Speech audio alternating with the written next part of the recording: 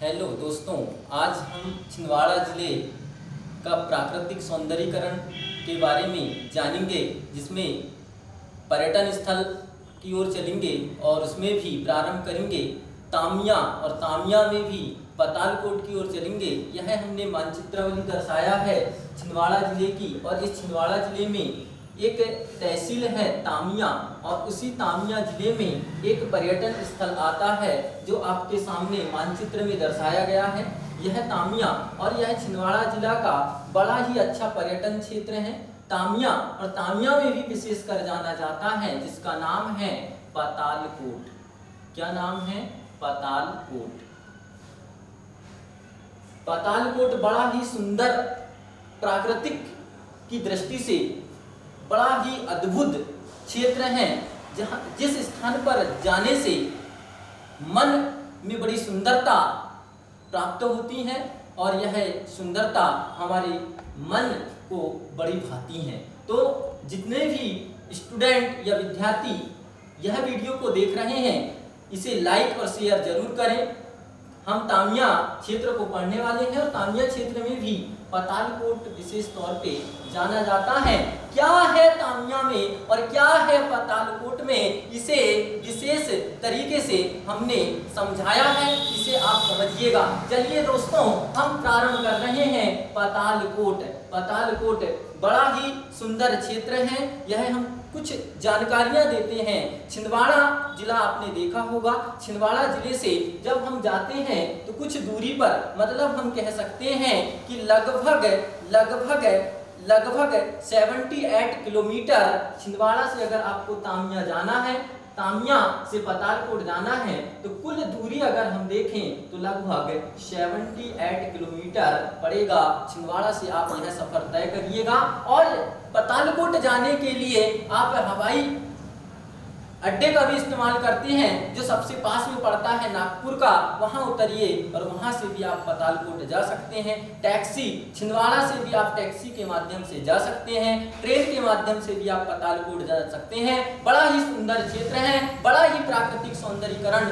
हमारी प्रकृति ने इसे बनाया है, बड़ा ही अद्भुत। जितना वर्णन करना चाहे यह तामिया पातालकोट के बारे में आप वर्णन कर सकते हैं और देख सकते हैं। आगे चलेंगे हम छिंदवाड़ा जिले में। अगर हम छिंदवाड़ा से जाएं तो पातालकोट लगभग 78 किलोमीटर पड़ेगा, और तामिया से 20 किलोमीटर की दूरी पर बड़ा ही सुंदर क्षेत्र पातालकोट स्थित है। तामिया से कितना किलोमीटर दूर? 20 किलोमीटर दूर स्थित है, और यह 79 वर्ग किलोमीटर में फैला है। पातालकोट 79 वर्ग किलोमीटर में फैला है। कितना किलोमीटर में? 79 वर्ग किलोमीटर में पातालकोट फैला हुआ है। यहाँ पे जाओगे तो बड़ा ही सुंदर नजारा, धुंध जैसी आकृति आपको दिखाई देगी। बारिश के मौसम में बड़ा ही सुंदर चित्र प्रस्तुत होता है। यहाँ पर्यटक लोग बारिश के मौसम में विशेष तौर पर जाते हैं पातालकोट को। यह अगर हम देखें कि किस पहाड़ी से घिरा हुआ है, तो इस पहाड़ी का नाम है सतपुड़ा की पहाड़ी। यह सतपुड़ा की पहाड़ी से घिरा हुआ स्थान है। यह पातालकोट कौन सी पहाड़ी से घिरा हुआ है? तो सतपुड़ा की पहाड़ी से घिरा हुआ है। सतपुड़ा की पहाड़ी से तो घिरा हुआ है। इसकी अगर आकृति देखें तो घोड़ा जूता आकार की घाटी, कौन सा? घोड़ा जूता आकार की घाटी से घिरा हुआ है। ध्यान रखना, अगर पूछा जाए आपसे कि सतपुड़ा की पहाड़ी से कौन घिरा है, तो पातालकोट घिरा है। और इसकी आकृति कैसी दिखाई देती है? तो घोड़ा जूता आकार की घाटी। कौन सी घाटी? घोड़ा जूता आकार की घाटी। कैसी दिखाई देती है? घोड़ा जूता आकार की घाटी यह दिखाई देती है। दिन भर यहाँ धुंध छाई होती है। यह पातालकोट में दिन भर धुंध छाई होती है, और ऐसा लगता है उस स्थान पर जाने से जैसे आसमान तैर रहा है, बादल तैर रहे हैं बारिश के मौसम में। बड़ा ही सुंदर नजारा, बादल तैरते हुए नजर आते हैं। दिन भर धुंध छाई होती है। कड़कड़ाती धूप में भी यहाँ धूप नहीं लगती है, धुंध छाया रहती है। सूर्य की रोशनी यहाँ पे नहीं पहुंच पाती है। प्रारंभ में यहाँ पे 20 गांव आते थे। कितने गांव आते थे? 20 गांव। लेकिन आज वर्तमान में 12 गांव यहाँ आते हैं। कितने गांव आते हैं? 12 गांव पतालकोट में आते हैं। कितने गांव आते हैं? 12 गांव पतालकोट में आते हैं। यह पतालकोट विशेष तौर पर किस लिए जाना जाता है? तो अगर हम देखें तो पतालकोट जाना जाता है भारिया जनजाति। कौन सी जनजाति? भारिया जनजाति। लेकिन कुछ गौंड भी यहाँ देखने के लिए मिलते हैं। यह गहरा स्थान है। गहरा मतलब जमीन के अंदर नीचे स्थित यह पतालकोट स्थित है। लगभग 1500 फीट से 2000 फीट की गहराई में पतालकोट स्थित है। यहाँ सूर्य की रोशनी नहीं पहुंच पाती है। ठीक है, इसी पतालकोट से दूधी नदी का उद्गम हुआ है। कौन सी नदी? दूधी नदी का विशेष नदी दूधी नदी। और भी नदियां, बहुत सारी नदियां निकली हैं पतालकोट से, जिसमें से विशेष नदी की हम बात करें तो दूधी नदी का उद्गम हुआ है। यह पतालकोट किस लिए पहचाना जाता है? तो यह अपनी संस्कृति, इतिहास और भौगोलिक पर्यावरण से पहचाना जाता है। यह इसकी पहचान क्या है? अपनी संस्कृति, इतिहास और भौगोलिक पर्यावरण से यह जाना जाता है। यहाँ बड़ी विचित्र संस्कृति हमें देखने के लिए मिलती है। यहाँ का इतिहास हमें बड़े सुंदर पन्नों में देखने के लिए मिलता है। और यहाँ का भौगोलिक पर्यावरण जिसका हम वर्णन नहीं कर सकते हैं, इस प्रकार का यह पतालकोट बना हुआ है, जिस स्थान पर भारिया और गौंड जनजाति पाई जाती है। यहाँ की गहराई कितनी है? 1500 से 2000 फीट गहराई पर यह स्थित है। यह भौगोलिक दृष्टि से जाना जाता है। यहाँ क्या क्या विशेष तौर से जाना जाता है? पर्यटकों का स्वर्ग हम बोल सकते हैं। छिंदवाड़ा की दृष्टि से यह पर्यटकों का स्वर्ग है, या हम इसको मिनी पचमढ़ी के नाम से जानते हैं। मिनी पचमढ़ी के नाम से किसे जाना जाता है? तो दोस्तों पतालकोट को जाना जाता है। मिनी पचमढ़ी मतलब पचमढ़ी जैसा सुंदर नजारा यहाँ देखने को नहीं मिलता है। यहाँ जाओगे तो यहाँ जड़ी बूटी यहाँ जो जनजाति रहती है विशेष पारंगत उसको हासिल है जड़ी बूटी में, और जड़ी बूटी से यह इलाज करती हैं और बहुत से रोगों को यह नष्ट कर रही है। यह जनजाति जड़ी बूटी के माध्यम से इलाज करके शहद का उत्पादन भी यह जनजाति भली भांति करती हैं। किसका उत्पादन? शहद का उत्पादन बड़ी भांति से करती हैं। और यहाँ पे जो चट्टानें पाई जाती हैं पतालकोट में, वह आर्कियन युग की चट्टानें हैं। कौन सी युग की चट्टानें हैं? आर्कियन युग की चट्टानें हैं, जो लगभग 2500 मिलियन वर्ष पुरानी हैं। यहाँ यह चट्टानों से ही दूधी नदी गुजरती है, और वह जब दूधी नदी गुजरती है तो बड़ा सुंदर नजारा देखने के लिए मिलता है। ठीक है, आगे चलते हैं। यहाँ यह चट्टान जब आप ध्यान से देखोगे तो कटोरानुमा संरचना की एक चट्टान दिखती है, और वह कटोरानुमा चट्टान को हम राजा खो के नाम से जानते हैं। किस नाम से जानते हैं दोस्तों? राजा खो के नाम से जानते हैं। ठीक है, आगे चलेंगे। यहाँ एक पुराणिक मान्यता है कि पाताल लोक जाने का दरवाजा कहाँ है? तो पतालकोट में है। अच्छा, ऐसा क्यों बोला गया कि पाताल लोक जाने का दरवाजा पतालकोट है? तो हमें मान्यता मिली हुई है कि कहा जाता है कि रावण जी जो थे, रावण का पुत्र मेघनाथ इस स्थान से पाताल लोक गया था। यह जानकारी हमें मिलती है, तो इसीलिए कहा जाता है कि पाताल लोक जाने का दरवाजा कहाँ है? तो पतालकोट में है। यहाँ से कौन कौन सी नदियां उद्गमित होती हैं? तो विशेष नदी है दूधी नदी, दूसरी है रातेड़ नदी, तीसरी है कारेआम नदी, चौथी है नचमटीपुर नदी, और अगली है गायनी नदी। कौन सी नदी? गायनी नदी। और यहाँ पर्यटन की दृष्टि से अगर घूमने जाएं तो यहाँ अक्टूबर माह में, कौन से माह में? अक्टूबर माह में सतपुड़ा एडवेंचर स्पोर्ट्स फेस्टिवल त्योहार आयोजित होता है। कौन सा त्योहार आयोजित होता है? यह क्वेश्चन एग्जाम में आ सकता है कि पतालकोट में कौन सा त्योहार आयोजित होता है? तो सतपुड़ा एडवेंचर स्पोर्ट फेस्टिवल त्योहार का आयोजन आयोजन किया जाता है। कब? अक्टूबर माह में। कौन से माह में? अक्टूबर माह में। बड़ा सुंदर नजारा है। यहाँ 2007 में यहाँ इसके विकास के लिए सरकार ने कई योजना लाई है 2007 में। कब? 2007 की अगर हम बात करें तो यहाँ विकास की नींव रखते हुए, किसकी नींव रखते हुए?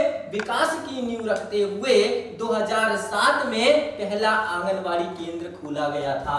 पतालकोट में पहला आंगनवाड़ी केंद्र खोला गया था। कब? 2007 में। विकास की दृष्टि से शुरुआती दौरा में यहाँ सड़क नहीं हुआ करती थी, लेकिन आज यहाँ पहुंचने के लिए सड़क बन गई है। हम पैदल पतालकोट तक जा सकते हैं। इसे मिनी मुंबई के नाम से भी हम जानते हैं। इसी पतालकोट के पास में एक स्थान है जिसे हम बोलते हैं छोटा महादेव।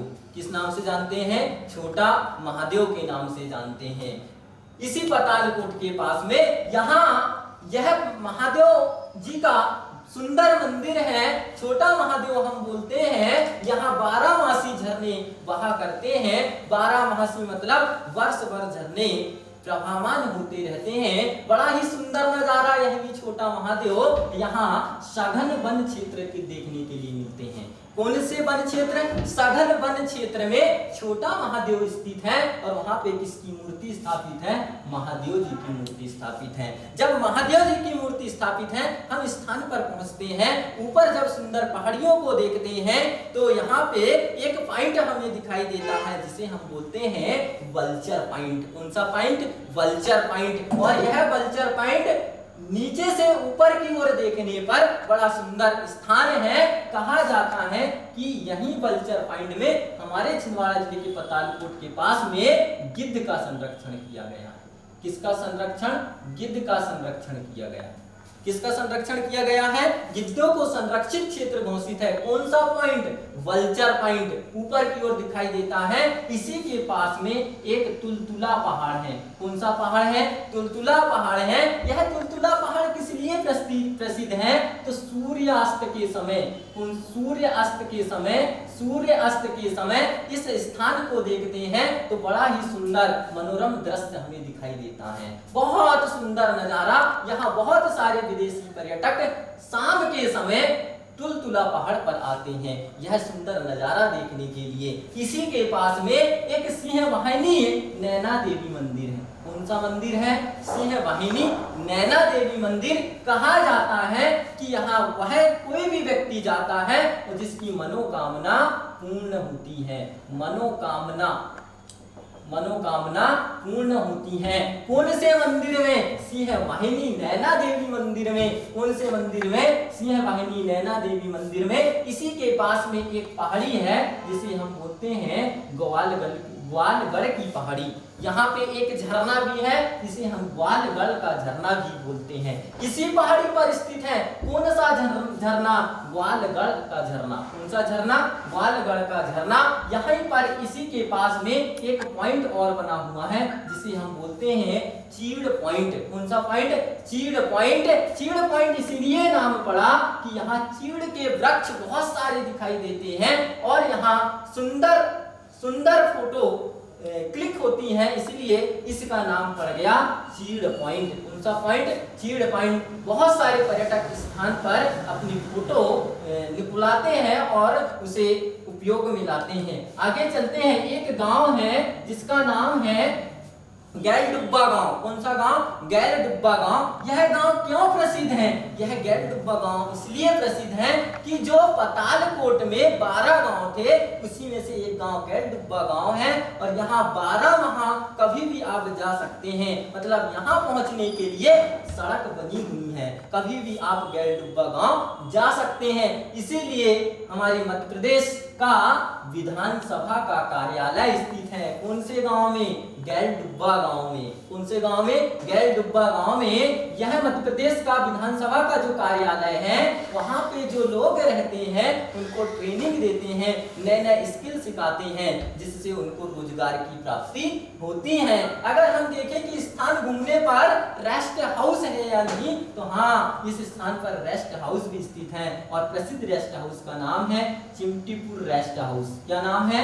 Chimtipur rest house. और इसे चिमटीपुर रेस्ट हाउस के पास में एक सुंदर मंदिर भी देखने को मिल जाता है और उस मंदिर का नाम है गिरिजा माई का मंदिर। और यह गिरिजा माई का मंदिर बड़ा ही प्राचीन और पुराना मंदिर है। प्राचीन और या हम बोल सकते हैं पुराना मंदिर है। किसके पास में है? चिमटीपुर रेस्ट हाउस के पास में है।